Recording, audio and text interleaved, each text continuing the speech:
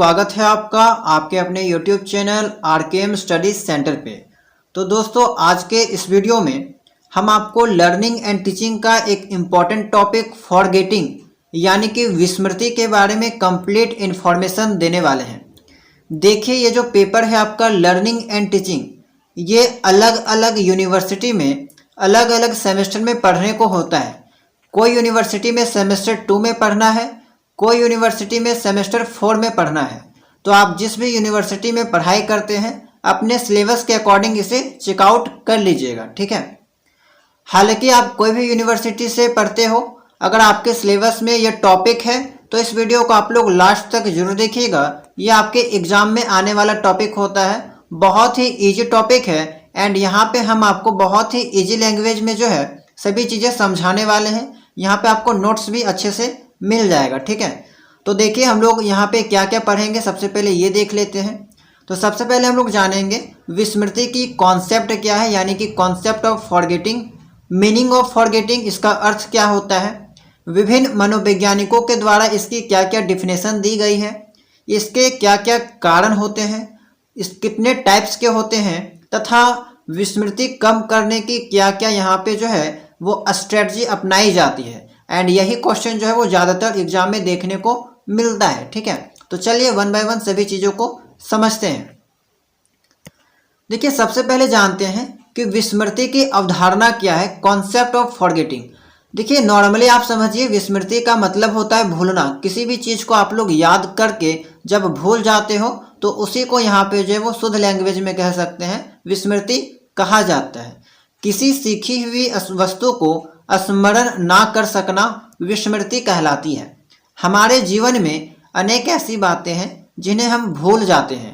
मनुष्य के सफल जीवन के लिए स्मृति जितनी आवश्यक है विस्मृति भी उतनी ही आवश्यक है। स्मृति का जस्ट अपोजिट क्या हो जाएगा, विस्मृति हो जाएगा, ठीक है। स्मृति भी आपको लर्निंग एंड टीचिंग में पढ़ना होता है एंड अगर आपने इस टॉपिक को नहीं पढ़ा है तो इसका वीडियो भी अपलोड है चैनल में, आप लोग वहां से चेकआउट कर लीजिएगा, ठीक है। लर्निंग एंड टीचिंग का बहुत सारा टॉपिक मैंने पहले ही अपलोड कर दिया है। अच्छी स्मृति का एक लक्षण व्यर्थ की बातों को भूल जाना है।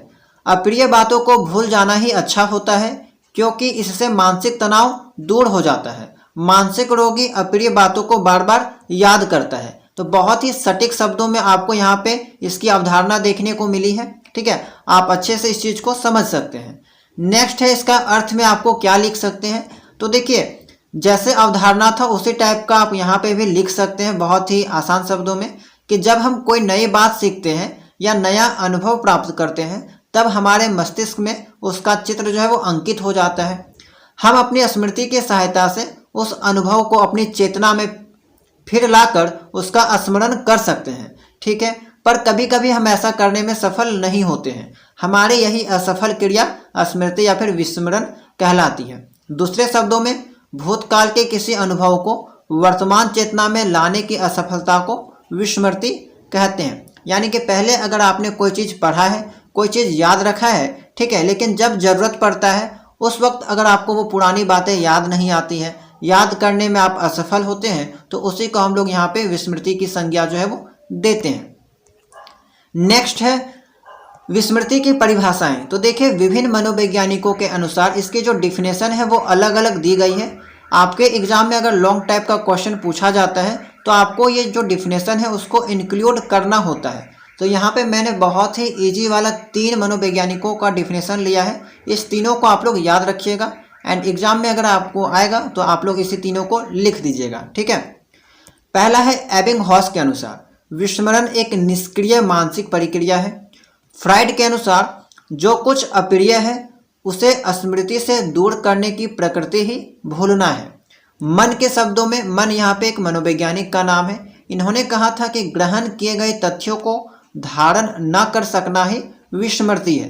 तो ये बहुत ही ईजी सा डिफिनेशन है, इसको आप लोग एग्जाम में लिख सकते हैं। दूसरे मनोवैज्ञानिक ने जो डिफिनेशन दिया है वो ये सब की तुलना में थोड़ा लेंदी है, थोड़ा हार्ड है, इसलिए उसको मैंने यहाँ पे शामिल नहीं किया है। अब विस्मृति के कारण को जानते हैं। क्या क्या रीजन हो सकता है जिसके कारण कोई इंसान जो है वो किसी बात को भूल जाता है। तो देखिए विस्मरण के कारणों को 2 वर्गों में बांटा जा सकता है एंड आपके सिलेबस में भी जो है वो 2 वर्गों में बांटा गया है। पहला होता है सैद्धांतिक कारण और दूसरा होता है सामान्य कारण। सैद्धांतिक कारण में भी यहाँ पे 3 प्रकार के होते हैं, अनाभ्यास का कारण, बाधा का सिद्धांत एंड दमन का सिद्धांत। ठीक है, बस आपको इसका नाम याद रखना है, इसका डेफिनेशन जो है वो बहुत ही आसान है। सामान्य कारण में भी बहुत सारा पॉइंट आता है, आगे उसको हम लोग देखेंगे। तो सबसे पहले सैद्धांतिक कारण देखते हैं।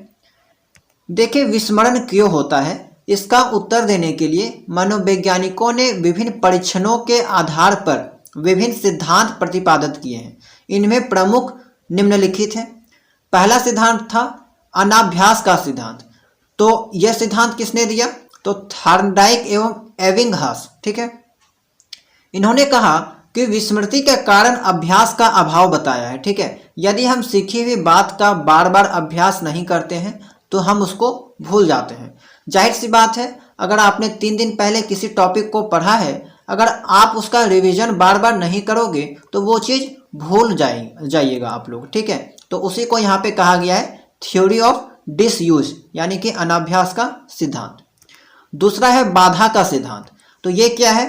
तो इस सिद्धांत के अनुसार यदि हम एक पाठ को याद करने के बाद दूसरा पाठ याद करने लगते हैं तो हमारे मस्तिष्क में पहले पाठ के स्मृति चिन्हों में बाधा पड़ती है, फलस्वरूप वे निर्बल होते चले जाते हैं एंड हम पहले पाठ को भूल जाते हैं। तो ये भी चीज़ें आप लोगों ने फेस किया होगा कि आप लोग क्या किए कि पहला चैप्टर पढ़ लिए एंड जस्ट इसके पढ़ने के जस्ट तुरंत बाद क्या करते हो, आप लोग इसके सेकेंड चैप्टर को अगर पढ़ने लगते हो तो आपको पता चलता है कि जब तक आपने सेकेंड चैप्टर को कंप्लीट पढ़ा तब तक आपके दिमाग से पहला चैप्टर जो है वो उड़ गया, गायब हो गया, यानी कि आप लोग भूल गए। तो ऐसा भी जनरली जो है वो आप लोग देख सकते हैं। तो इनको क्या कहा गया है? बाधा का सिद्धांत। नेक्स्ट है आपका दमन का सिद्धांत। इस सिद्धांत के अनुसार हम दुखद और अपमानजनक घटनाओं को याद नहीं रखना चाहते हैं, अतः हम उनका दमन करते हैं। परिणामतः वे हमारे अचेतन मन में चली जाती है और हम उनको भूल जाते हैं। जाहिर सी बात है, अगर किसी व्यक्ति के साथ कोई घटना, कोई दुखद घटना घटती है तो वे लोग जो है उस चीज़ को ज़्यादा दिन तक याद नहीं रखना चाहते हैं। ठीक है, जो खराब सिचुएशन था, खराब समय था, उसको भूल जाना चाहते हैं। तो इसी को यहाँ पे दमन का सिद्धांत जो है वो कहा गया है। दूसरा यहाँ पे आता है सामान्य कारण। मैंने अभी आपको सैद्धांतिक कारण बताया, अब सामान्य कारण जो है वो ये यहाँ पे इजी है। देखिए इसमें क्या क्या कारण हो सकते हैं। तो पहला, विषय वस्तु का स्वरूप, नेचर ऑफ सब्जेक्ट मैटर। विषय वस्तु सार्थक होना चाहिए, आनंददायक और सरल होने पर विस्मरण की प्रक्रिया कम होती है। ठीक है, स्टूडेंट के अकॉर्डिंग, उसका अगर इंटरेस्ट के अकॉर्डिंग चीज़ें होती हैं तो वह उसे अच्छे से समझ जाता है, अच्छे से याद कर लेता है, फिर उसको वहाँ पे भूलने का जो है वो चांस कम हो जाता है। लेकिन इसके विपरीत क्या होता है कि यदि विषय वस्तु जटिल हो जाएगा, अरुचिकर हो जाएगा, निरर्थक हो जाएगा तो यहाँ पे भूलने का जो क्षमता है वो बढ़ जाता है। ठीक है, यहाँ पे जल्दी जो है वो चीज़ें भुला दी जाती है। नेक्स्ट है विषय वस्तु का परिमाण, अमाउंट ऑफ सब्जेक्ट मैटर। विषय का लंबा या छोटा होना भी विस्मरण का एक कारण है। छोटे विषय को देर में तथा लंबे विषय को जल्दी भूलते हैं। तो ये चीज़ भी आप लोग समझ सकते हैं कि अगर छोटा चीज़ आपको याद रखना है तो आप उसको लंबे समय तक याद रख सकते हैं एंड ज़्यादा लंबा जो थ्योरी वगैरह कुछ होती है तो उनको याद रखना यहाँ पे कठिन होता है, या फिर याद हो भी जाता है तो जल्दी भूल जाते हैं। ठीक है, तो बहुत नॉर्मल सी बातें हैं। नेक्स्ट है आपका मानसिक रोग। मानसिक रोग स्मरण की शक्ति को कमजोर कर देते हैं, जिससे विस्मरण की मात्रा में वृद्धि हो जाती है। अगर आप किसी कारण से मेंटली डिस्टर्ब हैं, किसी भी प्रकार से मेंटली कोई डिजीज से इफेक्टिव है, तो आपको यहाँ पे जो है वो किसी भी चीज़ को याद करने में दुविधा हो सकती है, दिक्कत की समस्या जो है वो हो सकती है। ठीक है, नेक्स्ट है आपका सीखने की दोषपूर्ण विधि, डिफेक्टिव मेथड ऑफ लर्निंग। यदि शिक्षक बालकों को सीखने के लिए उचित विधियों का प्रयोग ना करके दोषपूर्ण विधियों का प्रयोग करता है तो वे उसको थोड़े ही समय में भूल जाते हैं। तो देखिए आपके दिमाग में कोई भी चीज़ तभी याद होगा जब उचित तरीके से पढ़ाया जाए। जैसे मान लीजिए कोई प्रैक्टिकल वाला टॉपिक आ गया, अगर टीचर आपको उसे प्रैक्टिकल के जैसा करके पूरा चीज़ समझाए तो आपको वो चीज़ आपके दिमाग में जल्दी जाएगा, अच्छे से समझ में आएगा एंड जल्दी आप उस चीज़ को नहीं भूलिएगा। लेकिन प्रैक्टिकल वाला भी टॉपिक अगर आपको केवल थ्योरी बता दिया जाए, ठीक है, आसान शब्दों में ना बताया जाए, लेंदी करके बताया जाए, तो आप उसको जल्दी तो याद भी नहीं कर पाओगे, इसके ऊपर इंटरेस्ट भी नहीं दिखाओगे एंड जल्दी ही इस चीज़ को भूल जाओगे। इसीलिए यहाँ पे टीचिंग मेथड भी जो है वो यहाँ पे इस चीज़ को इफेक्ट करता है। नेक्स्ट आपका रुचि और ध्यान का अभाव। जिस विषय को सीखने में व्यक्ति की रुचि नहीं होती उस पर ध्यान नहीं लगाता। ऐसी विषय वस्तु को यदि सीख लेता है तो थोड़े समय में ही भूल जाता है। तो जिस किसी भी चीज़ को सीख रहे हैं अगर आप उसमें अपना पूरा अटेंशन नहीं दोगे, ध्यान नहीं दोगे, तो जाहिर सी बात है वो आपके दिमाग में अच्छे से नहीं जाएगा।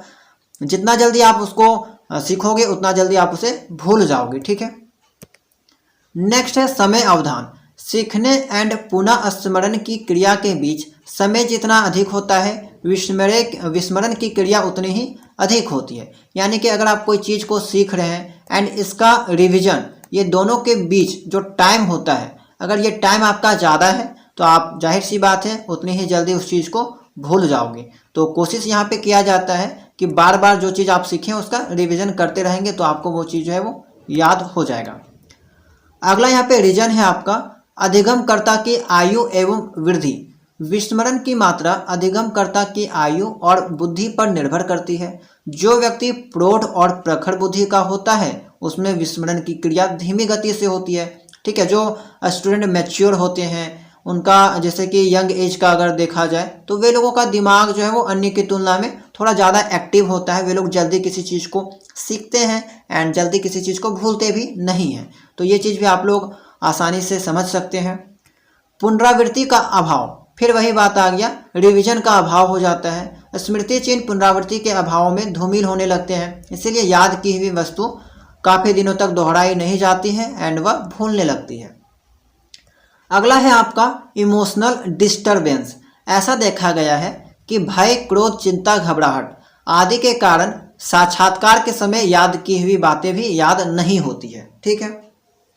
जब कभी आप लोग इंटरव्यू देने जाते हो या फिर स्पीच वगैरह कहीं पे देते हो स्कूल वगैरह में, तो यहाँ पे ज़्यादातर ये चीज़ देखने को मिलती है कि अगर आप कोई भाषण वगैरह जो है वो याद करके जाते हैं तो भाषण देते वक्त कोई लाइन भूल जाते हैं। तो ऐसा क्यों होता है? घबराहट के कारण, चिंता के कारण, भय के कारण कि उतना भीड़ के सामने भाषण देना सभी स्टूडेंट्स के बस की बात नहीं होती है। तो ये भी कहीं ना कहीं जो है वो इमोशनल डिस्टर्बेंस होता है। नेक्स्ट पॉइंट है आपका स्मरण ना रखने की इच्छा, ठीक है।